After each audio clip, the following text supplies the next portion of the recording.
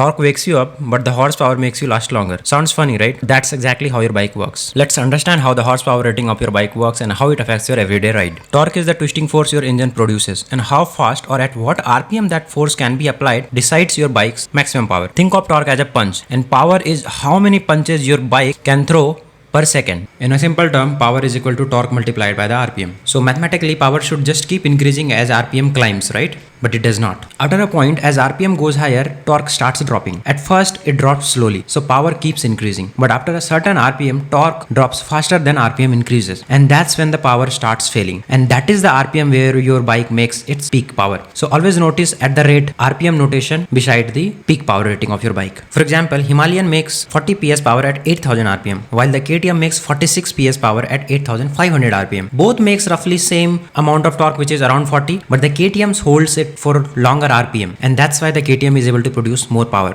This is how you feel in the real life. At 100 km per hour and beyond, the KTM keeps pulling, while the Himalayan starts to calm down. On the highway, KTM can comfortably cruise at 120 to 130 km per hour and still has more power left for the quick overtake compared to Himalayan. And that is because of the peak power differences. I have explained all these things in more detail on my Himalayan versus KTM comparison video on YouTube.